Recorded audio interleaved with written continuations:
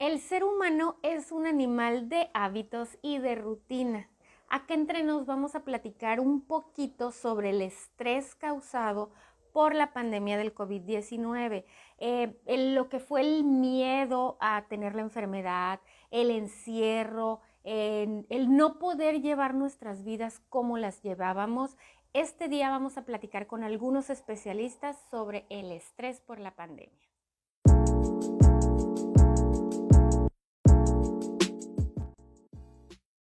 Para hablar de la vulnerabilidad y el estrés por COVID-19, que como ya les dije, tanto encierro nos hace daño, tenemos ahora tres especialistas: la psicóloga Edna Payán, la enfermera Belén Pacheco y el consejero Cristian Páez. Van a ver qué programa tan interesante tendremos ahora. Bienvenidos, chicos. Gracias. Gracias. Ok, bueno, vamos a empezar de lleno. Edna, ¿qué es el estrés? El estrés es una emoción, un sentimiento de tensión física donde el organismo puede presentar diferentes malestares a raíz de un estrés postraumático o de una crisis emocional. Ok, bueno, tanto encierro, pues yo creo que la mayoría de las personas, de que estábamos acostumbrados a tener una vida cotidiana normal, salir, ir al trabajo, ir a las escuelas, poder ir al cine, no sé, disfrutar amigos, o sea, todo eso. Y de buenas a primeras, vivir el pánico, porque realmente lo llegamos a vivir como pánico, el sentir que no podíamos cruzar la puerta porque nos podía caer el virus de la nada y saber que podíamos llegar a morir. Entonces fue un encierro muy drástico de un día para otro, a no poder salir, no poder convivir, no poder ir a la escuela. Inclusive hubo días en los que no se pudo salir a trabajar, que ya más bien la necesidad obligó a ir a trabajar. Entonces tanto encierro provocó un estrés masivo, sí se le puede llamar así, ¿verdad? Masivo, claro. O sea, porque la mayoría de la gente vivimos de alguna u otra forma lo que es el estrés, y yo creo que no solamente por el encierro en sí, sino las personas que hay mucha gente que vive al día y que, por ejemplo, las que son vendedores independientes, por llamarlo de alguna manera, que tenían que salir a vender algo para regresar con el ingreso para la comida del día, para la renta, y de repente saber que no podían salir a producir, a generar ese dinero para alimentar a sus hijos. También la otra de que los empresarios de todas formas tenían que seguir cubriendo el sueldo de los empleados, de todas formas tenían que seguir pagando impuestos y todo lo que conlleva. Entonces yo creo que eso también causaba un grado de estrés muy grande, pero pues a ver, las causas reales, esas son las que a mí mi mente me dice, pero ¿cuáles son las causas del estrés? Sí, pues yo creo que las causas del estrés son multifactoriales, son diversas, y las principales que hemos visto en la actualidad, como ya mencionabas, son este sentimiento de encierro, de una castración de mis necesidades diarias, de todo lo que yo tengo que hacer, de las emociones que se reprimen al estar en estos momentos que estamos viviendo, sentirnos tan vulnerables. Esas causas pueden ser incluso económicas, por la pérdida del empleo, como se mencionaba, que se detonó al 4.1% en la tasa, según los datos del INEGI, donde nosotros pues estamos totalmente con ese miedo de decir voy a perder mi empleo por todo lo que se está viviendo, porque no hay productividad, se están cerrando muchos establecimientos, y eso me puede llevar a crear un estrés. Y otras causas pueden ser también la principal, ese miedo al ser contagiado, y ese miedo lo detono con una crisis emocional de dolor, de sensaciones con niveles totalmente altos que pueden enfermar el organismo. Ok, es un estrés constante, un miedo constante. Fíjate, me estaba acordando cuando recién empezó toda esta situación de la pandemia, el miedo era tal que inclusive, pues me imagino que les han de recordar que había gente que se encontraba enfermeras o enfermeros en la calle o médicos y les arrojaban cloro, les echaban agua caliente, o sea, como si ellos fueran los causantes de la enfermedad, siendo que al contrario, son todos unos héroes porque aún con eso han seguido viviendo. Ok, bueno, cuando el organismo vive este nivel tan alto de estrés, ¿qué es lo que le pasa al cuerpo? Sí, pues son diversas las causas que el individuo somatiza enfermedades por el estrés. Por ejemplo, puede ser dolor de cabeza, insomnio, dolor en el pecho, dificultad para respirar, y ya todo esto lo lleva a una prescripción médica, pues no, que se automedican. Se automedican, y esto ya los hace vulnerables ahí ya viene ahí lo que es la ansiedad y la angustia, que ya los lleva a volverse a automedicar y ahí se forma lo que es ya una adicción. Ok, entonces el mismo estrés los puede llegar a convertir en adictos. Sí. Impactante. Sí, porque, por ejemplo, si ellos sienten una sintomatología, no es la misma la que usted siente. Entonces, usted me recomienda algún medicamento, yo me automedico, y a muchas de las ocasiones son medicamentos controlados, y ese medicamento pues traen efectos que si ya fuera, se manifiesta como si, o cómo se podría explicar. Ok, bueno, ahí te va. Me hiciste pensar en algo, por ejemplo, y yo creo que es demasiado común y a veces ni siquiera lo tomamos como una automedicación o como un recomendar algo que no debemos de recomendar. Por ejemplo, ay no, es que traigo tantas broncas que no puedo dormir. Y si alguien me dice así, yo le digo, ay no, pues vete a la farmacia y cómprate difenadramina, no sé cómo se llama, o cómprate melatonina, o ay, consigue que te den clonazepam, por ejemplo. O sea, son las que se me ocurren ahorita, ¿verdad? Pero a veces quien lo recomienda de toda buena fe, sin saber que le estás afectando a la otra persona, porque sí le afectas, ¿verdad? El que la otra dice, ay, pues si a ella le funcionó, pues a mí también me va a funcionar, y nosotros no podemos saber si se le puede llegar a convertir en una adicción. Así es, porque no es la misma sintomatología o una patología, en este caso una enfermedad, pues no viene siendo no es lo mismo lo que usted tiene a lo que yo manifiesto.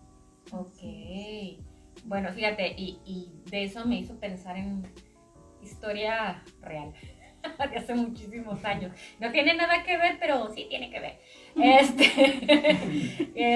Fíjate que a veces queriendo ayudar, ofreciendo cosas así, hacemos mucho más daño que bien. Cuando yo estaba chica, estaba fuera de la ciudad de vacaciones, en una ocasión me enfermé, me dio mucha calentura, me dolía la garganta y todo. Y unas tías dijeron, mi mamá estaba muy embarazada, entonces dijeron, ¿para qué la vamos a mortificar? Dijeron, pues le vamos a inyectar una penicilina. Me pusieron una penicilina y las señoras no sabían que yo era alérgica a la penicilina. Fui a dar al hospital, o sea, no quisieron mortificar a mi mamá con una calenturita y la mortificaron porque su hija casi se le muere en el hospital. O sea, ¿a qué va esto? No tiene nada que ver con las adicciones, pero va a que a veces recomendamos y aceptamos la recomendación sin saber si realmente nos va a beneficiar o nos va a perjudicar a un grado dramático. Ok, bueno, ya quedamos que el estrés puede ser de muchas causas a distintos niveles, pero aprovechando lo que estás diciendo tú sobre las adicciones, ¿cómo puede llegar a afectar a una persona que ya ha vivido adicciones, por ejemplo, a un adicto en recuperación? Bueno, para mí un adicto recuperado es alguien que ya no consume, pero ya me dijeron que se le sigue llamando adicto en recuperación, o una persona con una adicción que aún la tiene vigente. ¿Cómo le puede afectar este estrés por la pandemia, por el encierro, por todo esto a cualquiera de las dos personas, y cómo pueden llegar a solucionarlo o a evitarlo? ¿Nos quieres platicar? Más que nada es por ser vulnerable, ¿verdad? Porque, bueno, personal como adicto en recuperación, en actividad, yo siempre buscaba cualquier pretexto para drogarme, Sí. cualquier pretexto. Ahorita en la actualidad nosotros, como ahí en la clínica, ahorita está aumentando el nivel de recaídos a causa de la adicción y a causa de la enfermedad del COVID-19. O sea, sí ha habido gente que ya estaba recuperado y por toda esta situación cayeron nuevamente. Sí, porque un adicto, por lo personal, siempre buscamos cualquier pretexto. Cualquier pretexto, por ejemplo, una sensación de enfermedad, por ejemplo, como dice la sintomatología, empiezas a sentir los síntomas y ya empiezas a estresarte, empiezas a buscar un pretexto, ¿sabes qué? Yo sé que algo me tiene que curar la enfermedad y más algo que siempre he buscado, la droga, pues, una adicción, es más que nada, y empiezas tú a querer consumir porque eso te llena la sensación y te libera lo que es libera la enfermedad y ya te hace sentir una sensación de alivio, más que nada. Es difícil el aguantarse como los meros machos cuando tienes ganas de consumir algo. La verdad sí es muy difícil, pero no es imposible. Ajá. No es imposible, más que nada tiene que tener uno la responsabilidad, porque por lo personal hay personas que dependen de mí, Ajá. de mi salud y de mi bienestar más que nada. Yo siempre lo he tomado así, por ejemplo, si yo llego a tener una enfermedad, yo siempre tengo que ver por mi salud, depende de mis hijos. El día que yo les haga falta, yo sé que ellos van a pasar un duelo, un tipo de duelo, ¿verdad? Pero tengo que ser responsable con mi salud más que nada. No tengo que buscar un pretexto yo para recaer, porque eso puede provocar que las personas a mi alrededor sufran una parte, ¿cómo se puede decir? Sí, Una desintegración, pues. Sí. A ver, tengo una duda. Cuando una persona ya se recupera, tienes que dejar todo parejo, o sea, cerveza, cigarros, todas estas drogas químicas, ¿se tiene que dejar absolutamente todo? Así es. Yo era de las personas que consumía lo que era la metanfetamina. ¿Qué es El cristal, Okay. metanfetamina cristal, la consumía inhalada y fumada. Aparte de eso, yo consumía lo que era la marihuana y el tabaco. Yo lo que es el tabaco, el más fuerte que yo consideraba era el Marlboro rojo.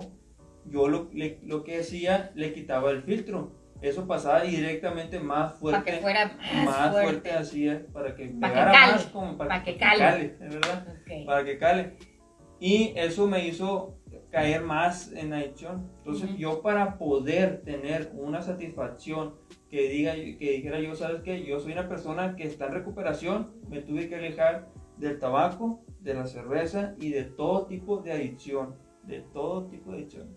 Ok, mi duda ahora es, por ejemplo, si consumes una cerveza, por decir, dices, bueno, man, pues una cerveza y ya, y ahí le paro, ¿se puede? No, la verdad no. No se puede, por más que mi mente, como decimos nosotros, nos chamaquee la mente, porque decir nos hace ver algo que es irreal. Una y ya, decimos uno, pero no es así. Yo sé, yo debo estar muy convencido de que esa cerveza, yo sé que va a ser un bote al inicio, ¿verdad? Un bote cada mes y así va a pasar hasta que llegue a probar un SITS, una promo como le decimos, y así sucesivamente hasta llegar a consumir la dosis. De la dosis sigue a otro tipo de dosis. Si yo lo consumía inhalado, llego a consumirlo fumado y así sucesivamente hasta volver a llegar al fondo de sufrimiento donde yo me encontraba. Por eso yo debo estar muy convencido de que no debo de consumir ni alcohol ni tabaco, porque el tabaco también me puede producir más ansiedad que la droga misma. Ok, bueno, ya sé que me salen mil dudas, pero pues de eso se trata, ¿verdad? Si me salen a mí, a ustedes también, ¿verdad? Ya no se preocupen. Ok, bueno, ahí les va. Entonces, por toda esta situación del encierro, o sea, yo voy a revolver una cosa con otra, como decimos en mi familia, vamos a revolver patas con bofes. Ok, cuando hay un encierro muy fuerte, que las emociones te vuelven loca, podemos llegar a experimentar crisis de ansiedad o ataques de pánico, que en lo personal los he vivido y son horribles. Mi duda es, por ejemplo, cuando alguien deja las drogas, viven lo que es una crisis de abstinencia, que sé que son bastante fuertes, que me encantaría que nos expliques. ¿Son iguales una crisis de abstinencia y un ataque de pánico, una crisis de ansiedad, o son diferentes? El que quiera, pero hábleme. Sí, en esta parte considero, por lo que he conocido conforme a la adicción, lo que he trabajado muy de cerca, esta crisis de ansiedad y este pánico se combinan. Ajá. Es esa combinación que ataca en la crisis de abstinencia, donde la persona no solamente está con el pensamiento de querer cometer alguna acción, de recaer en este caso, sino que ya se empieza a lastimar, se daña a sí mismo, y por lo tanto ese dolor, ese sufrimiento hace que los niveles de estrés empiecen a bajar, y esa ansiedad y esa angustia el causarse daño. Así es, el causarse daño. Entonces hasta este punto la crisis de ansiedad o la crisis de abstinencia y el ataque de pánico es una conjugación en el desequilibrio emocional de la persona en ese momento. Ok, a ver, tú como enfermera, que te ha tocado, me imagino, estar con una persona con una crisis de abstinencia, ¿cómo? Es que les quiero preguntar a los dos, ¿tú cómo lo ves desde acá, desde el lado como profesional de la salud, y tú cómo viviste una crisis de abstinencia como paciente? Tú primero. Bueno, yo lo que he vivido pues es ahí en la clínica, no con los pacientes. Ellos lo manifiestan de diferentes maneras. De diferentes maneras, a algunos les da por dañarse, otros presentan rigidez en el cuerpo. Son diferentes los sintomatología de cada paciente. Ok, ¿y cuánto tiempo les dura eso? Tardamos en estabilizarlos una media hora. Ya todo depende de que él se esté consciente y empiece a cooperar con nosotros bajo la respiración. Ya en casos ya más extremos sí los llevamos a lo que es el hospital, cuando ya no. ¿Tú cómo lo viviste cuando estabas en ese tiempo, en tu recuperación, una crisis de abstinencia o un ataque de pánico? A ver, queremos saber. Uno de tantos, el que más tengo yo agregado a mi repertorio, como puedo decir, ¿verdad? Porque son muchísimos. Uno de ellos fue cuando yo ya tenía 7 meses de haber salido de la clínica. Me dio una crisis, no le encontré yo nombre, porque me dio de todo, pues. En ese momento yo quería drogarme, quería hacerme daño, me llegó una enfermedad, algo inexplicable que nunca había vivido. Me dolía la cabeza, sudaba helado, los huesos mismos se me torcían, o sea, yo me torcía en lo que es básicamente en lo que era la cama, porque yo en ese momento estaba solo, aislado de la familia. De hecho me encontraba en ese momento solo. De hecho en ese momento yo a la media hora después tendría que ir a un AA, y no fui, porque yo sabía que si salía en ese momento, como ya tenían esa crisis de ansiedad, se puede decir, yo sabía que no iba a ir directamente a un AA. Yo me iba a dirigir sobre donde se encuentra la droga, que en ese momento a buscar el caminito a otro lado. Oye, entonces deben de vivir así como que con la plena conciencia constante de que el antojo, por llamarlo de alguna manera, ahí va a estar, y debes de estar con la plena conciencia de, aunque se me antoje, no, aunque mi cuerpo me diga que la necesita, no, aunque esto no, y siempre no. ¿Cómo le haces para tener la suficiente fuerza de voluntad para que siga siendo no? Siempre lo principal que siempre tengo en mente es mi familia. Mi familia, porque mis hijos dependen de mi bienestar, pues. Si yo no desearía esto para mis hijos, pues yo no desearía darles un sufrimiento que ellos ya pasaron, ¿me entiendes?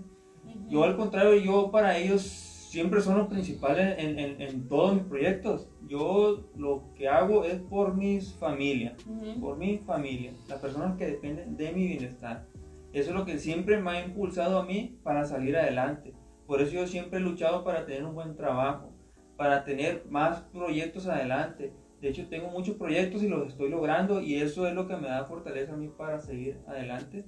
Y al último me pongo yo, ¿verdad? Porque yo siempre voy a terminar estando bien si están bien mis hijos.